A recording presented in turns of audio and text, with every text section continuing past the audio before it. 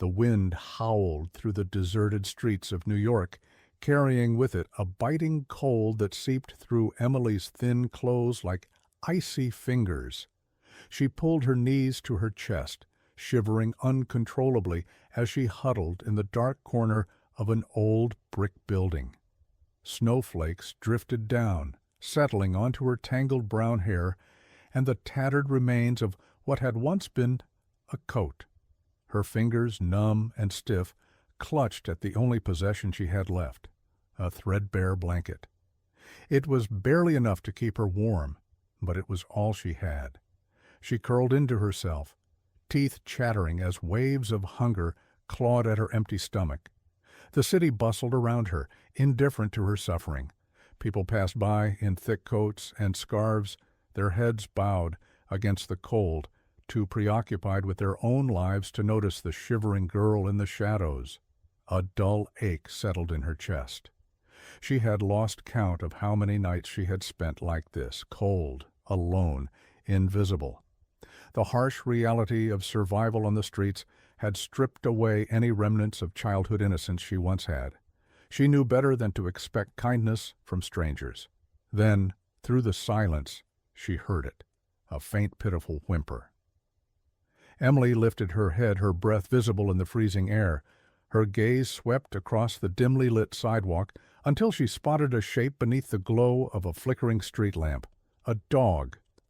A large German shepherd, its fur matted with dirt and snow, was curled up beside a garbage bin.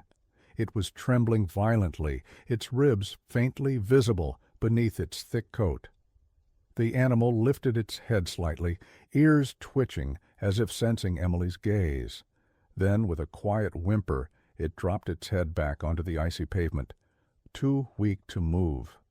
Emily hesitated. She barely had enough to keep herself warm. She knew that. But something about the way the dog lay there, abandoned and shivering, stirred something deep within her.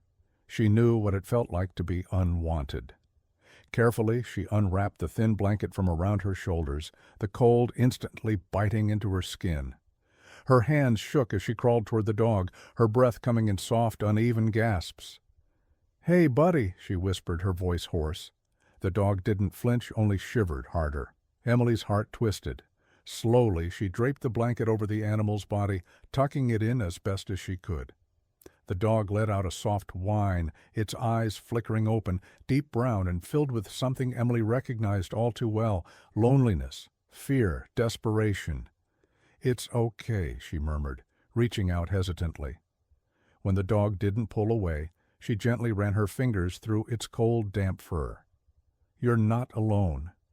The German shepherd exhaled a shaky breath, escaping its muzzle. Then, ever so slightly, it inched closer to her, pressing its body against her side. Emily sucked in a breath, the warmth of the animal surprising against the cold night. A lump formed in her throat. She had nothing left in this world, no family, no home, no future, and yet, for the first time in a long time, she didn't feel quite so alone. The morning light crept over the rooftops, casting a pale glow over the snow-covered streets. Emily stirred beneath the crumbling awning where she had spent the night, her body stiff from the cold. She felt warmth beside her and turned to see the German shepherd still curled against her side, the tattered blanket wrapped around them both. A small smile tugged at her chapped lips. The dog had stayed. "Guess we're stuck with each other now, huh?" she murmured, brushing her fingers through his thick fur. His ears twitched at her voice, and he lifted his head, gazing at her with those deep, intelligent eyes.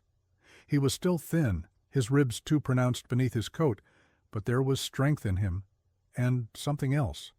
Loyalty. Emily sat up, stretching her sore limbs. "We need to find food," she said. The dog blinked at her, as if understanding. They wandered the city together, Emily keeping a watchful eye on the passers-by, looking for anything, scraps left behind, a half-eaten sandwich forgotten on a bench. But food was always hard to come by, and people weren't quick to offer kindness to a homeless girl and a stray dog. By midday, her stomach ached with hunger. She and the dog, whom she had started calling Shadow, found a spot near a subway entrance where people flowed in and out, their pockets jingling with loose change. Emily sat down on the cold pavement, pulled her knees to her chest, and took a deep breath.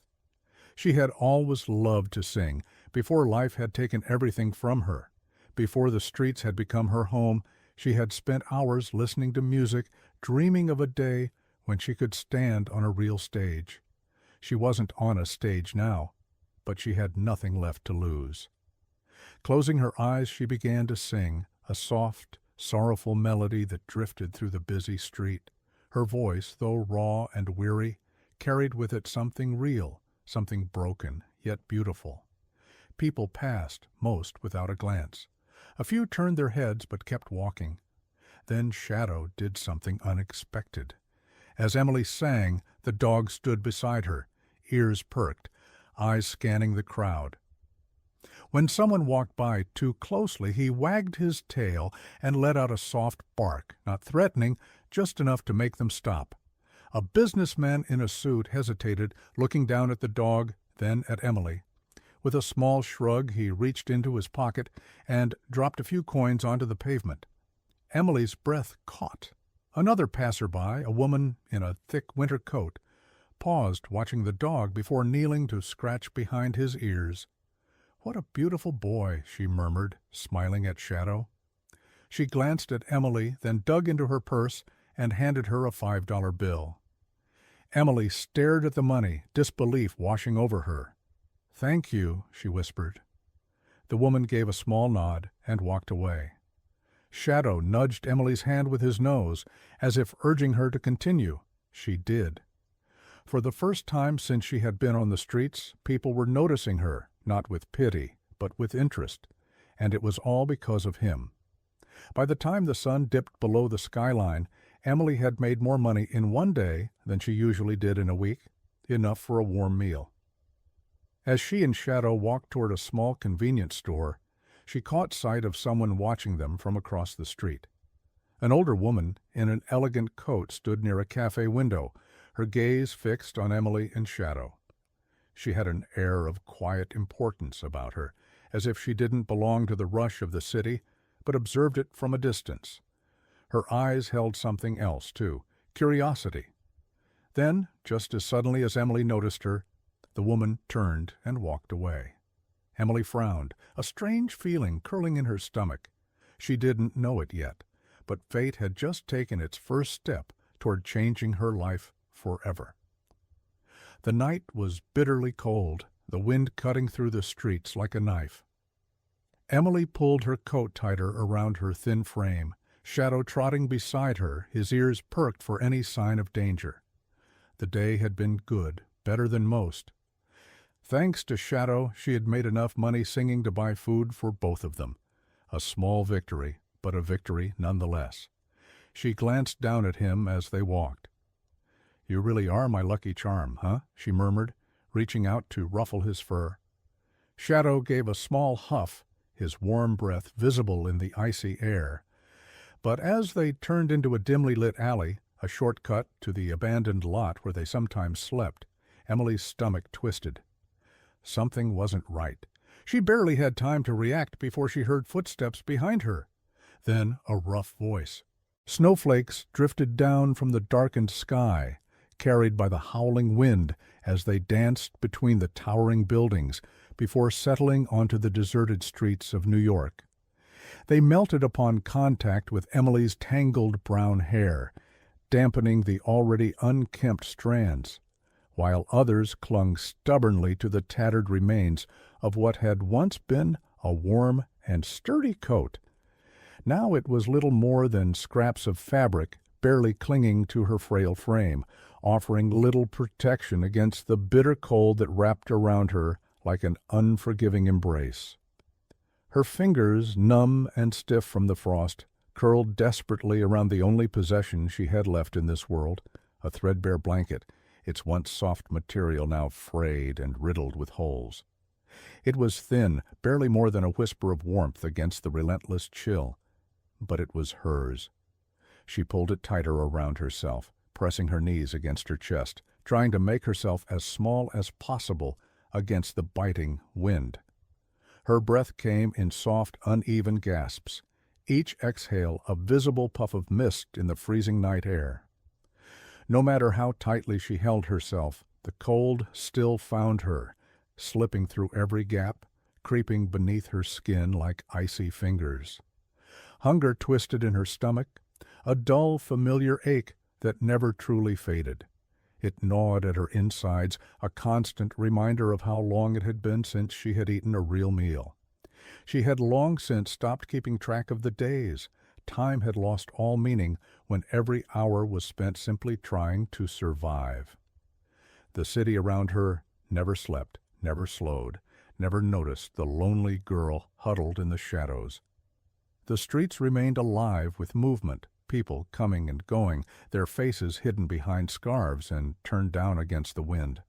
Their heavy coats and gloved hands were a stark contrast to Emily's frail, shivering figure. She watched them through weary, hollow eyes. People in expensive suits, hurrying home after a long day's work. Couples bundled up together, their laughter echoing through the streets as they walked hand in hand, sharing warmth that Emily could only dream of. Parents with children, tucking them safely inside heated cars, oblivious to the girl curled up on the frozen pavement just a few feet away. No one looked at her. No one ever did. To them, she was just another shadow, another lost soul swallowed by the city's indifference. She had become invisible, blending into the cold, forgotten spaces of the world. Once upon a time, she might have wished for someone to notice her, for someone to offer a helping hand or a kind word, but those days were gone. She knew better now. The streets had taught her that hope was a dangerous thing. So she curled in tighter, burying her face against her knees, trying to ignore the hunger, the cold, the loneliness. Just another night, just another fight to see the morning.